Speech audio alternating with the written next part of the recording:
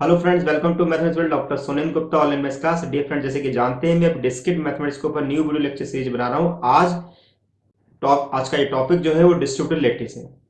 Previous lecture हमने देखा था किस प्रकार से हमने आपको कॉम्प्लीमेंट लैटिस के बारे में आपको बताया था, नहीं कॉम्प्लीमेंटेड लैटिस के बारे में बताया था। अगर आपने मेरा प्रीवियस लेक्चर तक नहीं देखा है तो लेक्चर को जरूर देख लें। इस लेक्चर की आपको लिंक जो है आपको आई बटन में मिल जाएगी। आइए स्टार्ट करते हैं।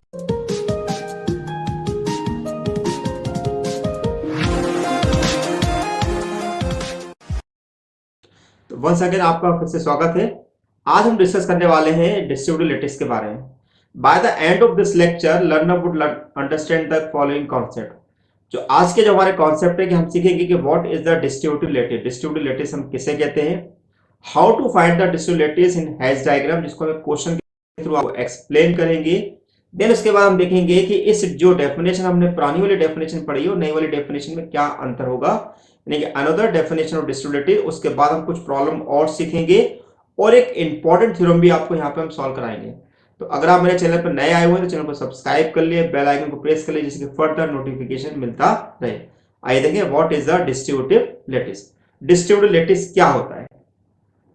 A lattice L is called distributive lattice if for any element A, B, C belongs to L।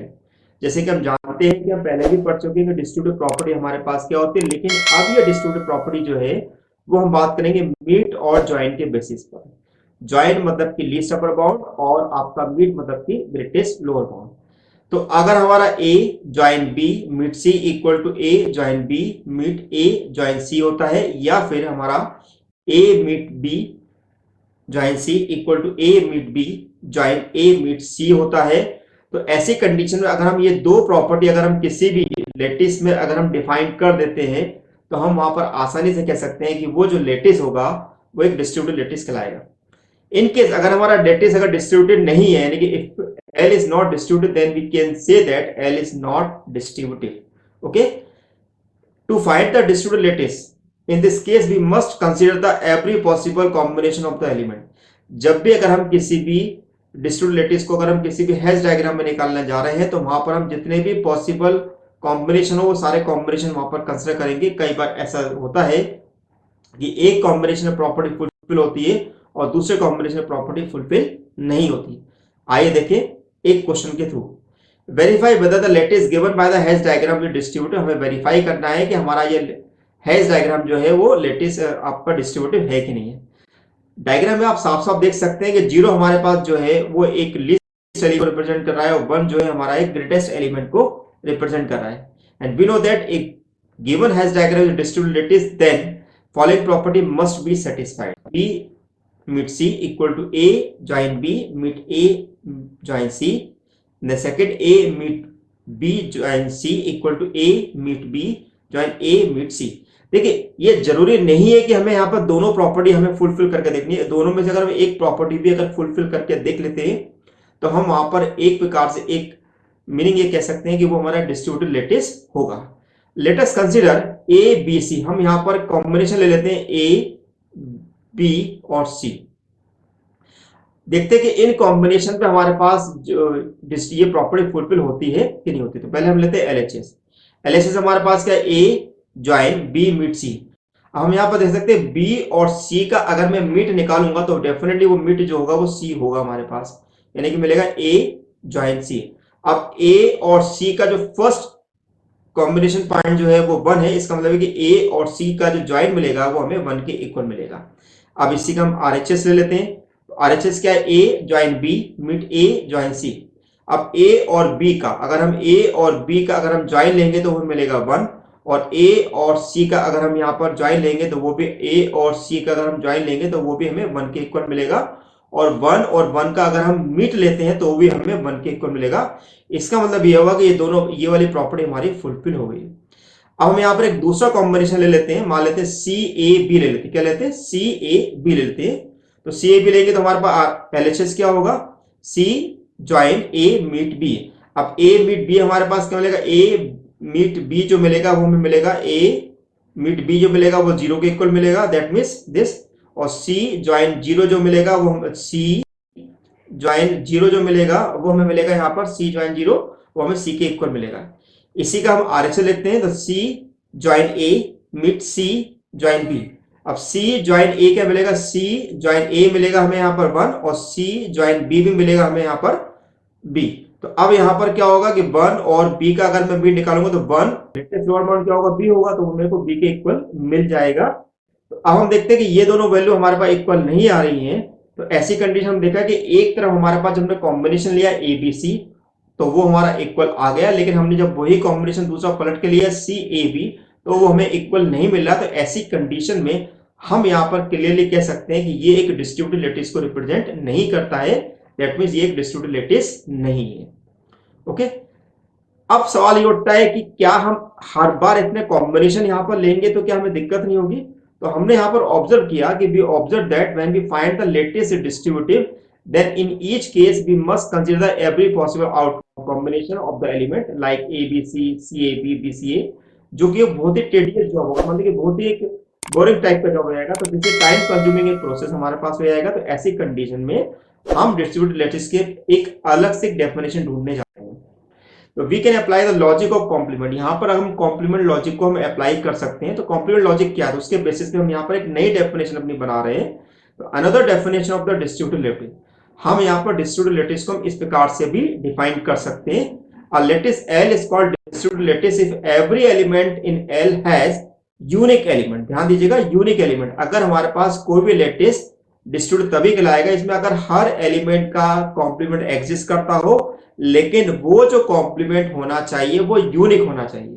Okay, तो आइए क्वेश्चन के थ्रू समझते हैं कैसे। whether the lattice given by the Hess diagram is distributive or not। हमें इस diagram की help से देखना है कि यहाँ पर ये डायग्राम जो है, हेस डायग्राम जो है, क्या ये डिस्ट्रीब्यूटिव लैटिस को रिप्रेजेंट करता है कि नहीं करता। तो यहाँ पर दिख रहा है कि 0 जो है हमारा लीस्ट एलिमेंट है और 1 हमारे पास ग्रेटेस्ट एलिमेंट की कैटेगरी में आ रहा है। अगर ये हेस डायग्राम को रिप्रेजेंट करता है तो by the definition of the complementary the Hasse diagram is a distributive lattice, then by the definition of the distributive lattice each element has unique element. ठीक है, यानी कि ए का कॉम्प्लीमेंट भी यूनिक होगा, बी का कॉम्प्लीमेंट भी यूनिक होगा। ऑब्वियसली हम ये तो जानते हैं कि 0 का कॉम्प्लीमेंट 1 है और 1 का कॉम्प्लीमेंट 0 है। तो इन दोनों को हमें चेक करने की जरूरत नहीं है। ठीक है, तो हमने साफ साफ आपको बताया कि 1 हमारा ग्रेटेस्ट एलिमेंट है और 0 हमारे पास लीस्ट एलिमेंट की रिप्रेजेंट कर रहा है। अब 1 is a compliment of 0 which is unique हो गया हमारे पास। सेकंड हम देखते हैं कि अगर हम ए और बी का अगर हम यहाँ पर मीट निकालते हैं तो हमें 0 मिलेगा, और ए और बी का अगर हम ज्वाइन निकालेंगे तो हमें 1 मिलेगा। इसका मतलब ये निकलता है कि A is a complement of B और B is a complement of A which is unique. तो इसका मतलब ये भी हम निकाल सकते हैं कि ये हमारा जो हेस डायग्राम जो दिया हुआ है वो एक डिस्ट्रीब्यूटिव लैटिस को रिप्रेजेंट कर रहा है। ओके, एक क्वेश्चन और समझते हैं। If poset L equal to 1, 2, 3, 5, 30 under the relation divides, then check whether the lattice is distributive or not। हमें यहाँ पर एक हेस डायग्राम दे रखा है जिसमें हमारे पास जो पोसेट का जो सेट है वो D30 का है और इसका हमने यहाँ पर हेस डायग्राम भी यहाँ पर दिया हुआ है। तो हमें चेक करना है क्या ये हेस डायग्राम जो है एक लैटिस को रिप्रेजेंट कर रहा है या नहीं कर रहा है। ओके, तो हमने यहाँ पे लिख लिया this Hasse diagram of lattice L equal to 1, 2, 3, 5, 30 with the relation of divides. अब इसका हेस डायग्राम ही हमारे सामने है, तो हमें साफ साफ दिखाई दे रहा है कि ग्रेटेस्ट एलिमेंट 30 है और लीस्ट एलिमेंट 1 हमको यहाँ पर मिल रहा है। Okay, this is a distributive lattice, then by the definition of the distributive lattice each element has unique element. Okay, unique complement हमें मिलना चाहिए। तो पहले हम यहाँ पर कॉम्बिनेशन निकालते हैं 2 और 3 के बीच में। क्या निकालते हैं? 2 और 3 के बीच में चेक करते हैं कि क्या 2 3 का कॉम्प्लीमेंट है कि नहीं है। ओके, अगर 2 3 का कॉम्प्लीमेंट है तो 2 और 3 का जो मेरे पास इस अपर बाउंड आएगा वो 30 आएगा और इसका लूज और हमारे पास ग्रेटेस्ट लोअर बाउंड जो आएगा 1 के बराबर मिलेगा, जो कि हमें साफ साफ दिखाई दे रहा है कि 30 is a compliment of 1 and 1 is a compliment 30 which is unique. तो अब हम बात करें 2 और 3 का, तो 2 और 3 का हमारे पास जो ज्वाइन है वो हमें 30 मिला और 2 और 3 का हमें यहाँ पर मिड जो है 1 मिला है, 2 3 का एक। अब हम बात कर रहे हैं यहाँ पर इसके दूसरे कॉम्बिनेशन के बारे में कि भाई 3 और 2 और 5 के बारे में। अब यहाँ पर हमने ये कॉम्बिनेशन जो ले रखा है वो 2 और 5 ले रखा है। अगर 2 और 5 अगर हमारे पास एक दूसरे का कॉम्प्लीमेंट, तो ऐसी कंडीशन में 2 और 5 का जो ज्वाइन है वो 30 है और 2 और 5 का जो मेरे पास लीस्ट एलिमेंट जो हमारे पास ग्रेटेस्ट लोड अमाउंट ऑफ 1 है, तो हम यहाँ पर एक कॉमन चीज देख रहे हैं कि 2 का जो कॉम्प्लीमेंट है वो 3 भी आ रहा है और 2 का कॉम्प्लीमेंट 5 भी आ रहा है। इसका मतलब ये हुआ कि 2 का कॉम्प्लीमेंट जो है वो यूनिक नहीं है। जैसे कि हमने डेफिनेशन आपको बताया था कि अगर हमें यहाँ पर डिस्ट्रीब्यूटिव लैटिस बताना है तो ऐसी कंडीशन में हर एलिमेंट का कॉम्प्लीमेंट एग्जिस्ट करना चाहिए, साथ में वो यूनिक भी होना चाहिए। तो बाय दिस डेफिनेशन हम यहाँ पर ये कह सकते हैं कि ये जो लैटिस है जो है वो डिस्ट्रीब्यूटिव लैटिस को रिप्रेजेंट नहीं करता है। Hence the given lattice is not a distributive lattice. आइए एक इंपॉर्टेंट थ्योरम यहां पर डिस्कस करते हैं।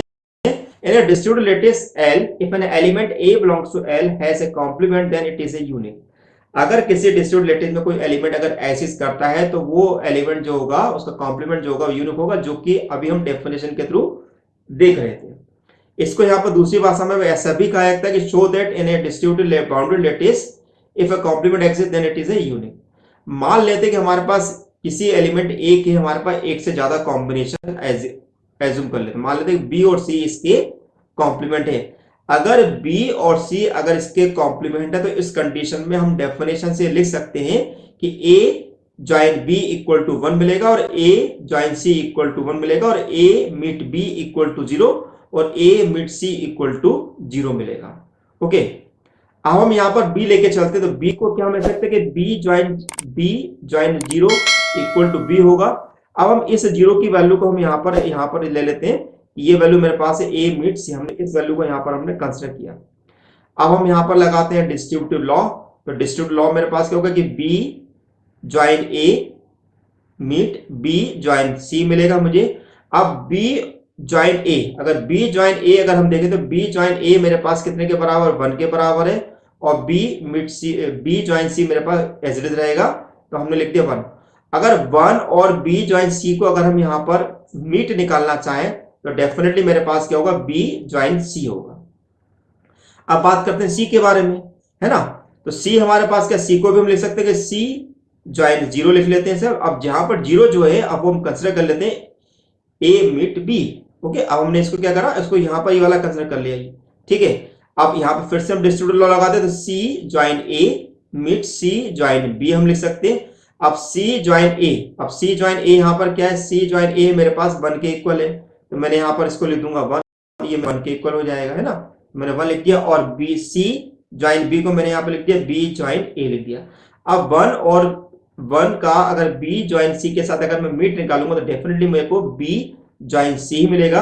हम यहां साफ साफ देख सकते हैं इक्वेशन नंबर 3 और इक्वेशन नंबर 4 से कि ये दोनों वैल्यू मेरे पास इक्वल आ रही हैं, तो हम ये कह सकते हैं कि b और c भी इक्वल होंगे। अगर b और c इक्वल है इसका मतलब ये हुआ कि thus the complement in a bounded distributed lattice is unique। तो हमारा जो कॉम्प्लीमेंट जो होगा बाउंडेड लैटिस के अंदर वो यूनिक होगा और वो एक डिस्ट्रीब्यूटिव लैटिस होगा। तो इसी डेफिनेशन के बेसिस पे हम यहाँ पर बड़े बड़े क्वेश्चन को भी बड़ी आसानी से सॉल्व कर सकते हैं। अब आपके लिए कुछ क्वेश्चन है, इन क्वेश्चन को आप सॉल्व करिएगा और लेक्चर के कमेंट बॉक्स में बताइए कि इनमें से कौन सा डिस्ट्रीब्यूटिव लैटिस है और कौन सा नॉन डिस्ट्रीब्यूटिव लैटिस है। अगर आप मेरे चैनल पर नए आए तो चैनल को सब्सक्राइब कर लें, बेल आइकन को प्रेस कर लें, जैसे कि आपको फर्दर नोटिफिकेशन मिल सके। Thank you for watching my channel, doctor Sonendra Gupta. Thank you so much.